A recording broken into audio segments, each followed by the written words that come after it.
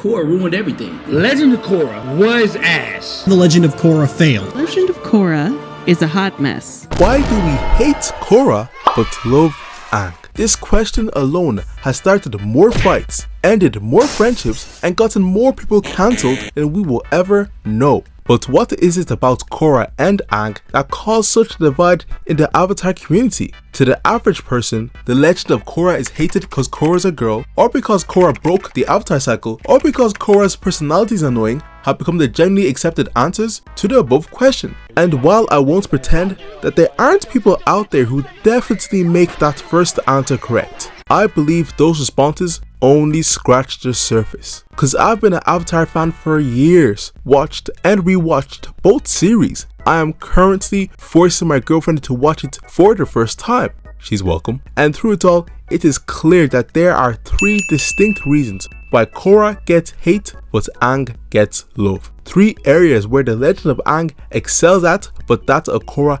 lacks, providing fuel to the fire of her haters. Let me break it down for y'all. The first cause of adoration for Aang but revile for Korra is so basic it always flies under the radar, so lock in. It's thematic execution. What I mean is the theme the show presents and how it is executed, and the Legend of Aang absolutely clears Korra in this category. You see, the central theme of the Legend of Aang is destiny. It literally affects every character. Aang is running away from his destiny, learning the four elements and saving the world as the Avatar. Zuko is desperately trying to fulfill his destiny, capturing the Avatar and restoring his honor. The big bad of the series, Fire Lord Ozai, already believes his destiny is guaranteed, conquering the world and becoming its ruler. No matter what, destiny is king. In contrast, the central theme of the Legend of Korra is, the best I can come up with is change. But how it's presented is flaky. I know, the Legend of Korra was only supposed to be one season, but the writers got asked and were rushed to produce 3 more on the fly. So I have a bit of grace. Nevertheless, all that resulted in Korra just being thrown into crazier and crazier situations than an actual central theme guiding the overall story. From the Equalists taking people's bending away, to the Dark Avatar taking over the world, to the Red Lotus killing heads of governments, to Kuvira conquering nations. There's no solid through line that ties it all together. And that's exactly my point. Because the Legend of Aang has a clear theme which runs throughout the show, it's more engaging. First, because simply it's easier to follow, and secondly because the Legend of Aang can actually force its characters to confront its theme. How can you say you respect all life when you abandoned all life when it needed you most, Aang? How can you say you want to regain your honor if you're knowingly committing dishonorable acts to do so, Zuko? How can you claim conquering the world is your destiny when you had to kill your own father to get into that position? Fire Lord Ozai? All these characters were forced to contend with their central theme, leading to character arcs that can overlap or clash, but ultimately leaves the character in a more interesting position at the end, which is a satisfactory payoff that the thematically consistent story can produce. Whereas with Korra, the use of a change in this way as a theme leads to at times a messy and vapid story, especially because of how watered down the agents of change, the villains, are in Korra. None of them really believe or understand what they're doing. Amon, a non-bender, fighting for the legitimate grievances of other non-benders who turned out to be a bender with a vendetta against the Avatar. Unalaq's a chief of a water tribe, trying to bring balance and unity between the spirit and human world, who then emerges with literal Satan to throw the world more out of balance. Zahir is an anarchist who wants everyone to be free, but thoughtlessly kills the Earth Queen, throwing the Earth Kingdom more into chaos, threatening that same freedom. Kuvira is a general who took control of her country to save it, only to build a super weapon which puts her country back in danger. All in all, the poor thematic execution makes the Legend of Korra less engaging because our protagonists face less legitimate thematic questions, also stunting their growth, giving space to the haters to talk shit about the show. And though thematic execution is an important concept to grasp, you still won't get the Korra hate until you couple it up with the next point. Like and sub for more content. Korra uses pain as a spectacle, whereas Aang uses pain to propel the narrative forward. The Legend of Korra exploits its character suffering to show how strong and evil the villain is, or how dark and mature the show is. However, The Legend of Aang uses its character's pain to progress the plot forward in interesting ways, and this difference really sets apart how enjoyable their shows can be.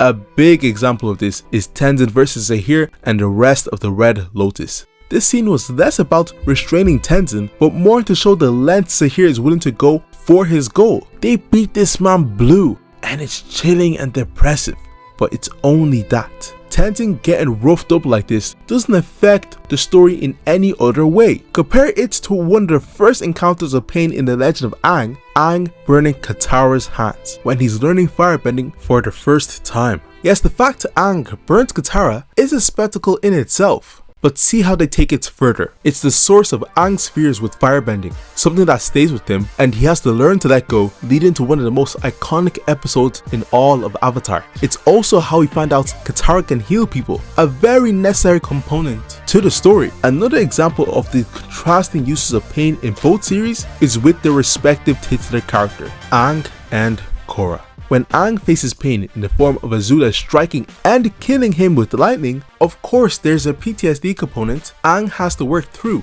But just like before, pain betters the story, as Aang's death and secret resurrection is the perfect explanation for why the gang can enter the Fire Nation unnoticed, because everybody thinks the Avatar is dead. And through that, we get some of the most impactful episodes in all of Avatar. Aang going to Fire Nation school, inspiring the students there that there's more to life than the rigid rules of their nation. Sokka learning to sword fight and realizing he's an important member of the team even if he can't bend. Katara using the myth of the Painted Lady to protect and clean a polluted river, essential for the survival of a poor village.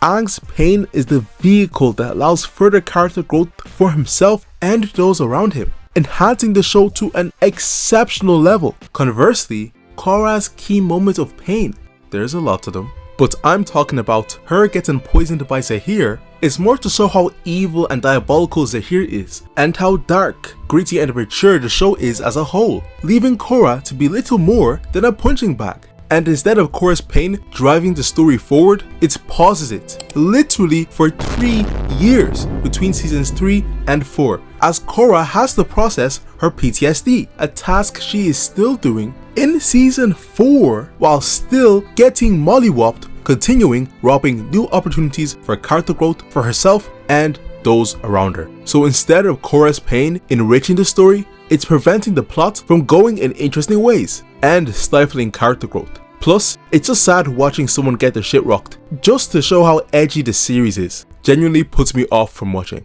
So in this instance, it becomes very clear why someone would prefer Aang over Korra. Yet, to tell the truth, even if you know how to use pain in a story, you won't fully comprehend the great Avatar divide unless you understand what is right in front of you. Yes, the characters. But no, I'm not going to hate on Korra's Team Avatar for being weaker than Aang's. Aang's group had 3 bending prodigies, a literal prince, a ninja / samurai, and Napoleon Bonaparte born again. No, what I find more critical are the dynamics between the characters. The way Aang's group could interact positively or negatively with one another is leagues above anything Korra could produce. To the point you could put any 2 of Aang's group together and you got a legendary moment in Avatar. Zuko and Katara, Katara threatening his life. Aang and Toph, Twinkle Toes training. Sokka and Suki, Sokka learning girls are cool too. Now, what characters does The Legend of Korra have in response? Asami, who stops being interesting after season 1. Bolin, who only starts being interesting in season 3. Mako, who stays boring the entire length of the show. And Korra, who, everything aside, is in my opinion a genuine and decent attempt at a new take on the Avatar. I also think she's the baddest in the show. So when you put all 4 characters together, their combined character dynamics produced the worst love square imaginable. Filled with all sorts of cheating and lying, breakups and hookups, stealing your brother's girl, and kissing a cuffed man because of amnesia? The writers were just looking for any reason to make them cheat. with this scummy guy Mako being in the middle of it all. Mako being such a bad boyfriend, his exes ended up getting together. Do you know how ass of a boyfriend you have to be for both girls to choose each other over you? And you can't even blame them. I actually despise Mako. He's inept, incompetent, and the story of Korra would have fared better if he died. I know my mood would have. Honestly, I prefer General Zhao over that glorified battery. With the Legend of Aang, characters could bounce off one another, allowing intriguing showcases of where those characters related or differed. And they were so good at this. It only took one episode exploring the character dynamics of our main villain group, Azula and her gang, to completely switch their audience perception from Fire Nation supremacists to traumatized children of war.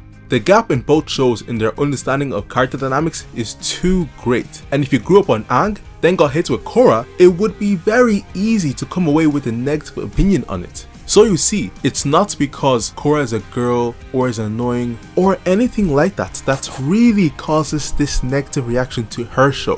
When you have a thematically inconsistent story in Korra with characters that don't have the opportunity to grow and explore each other because the entire story is taken up by another brutal beatdown of its main character, all three areas in which its predecessor Aang excelled at, you are bound to have people hate the Legend of Korra. But I think it's a solid 7 out of 10. Come on guys, it's not that bad. Please like, subscribe, share, love y'all. See you in the next one. Bye.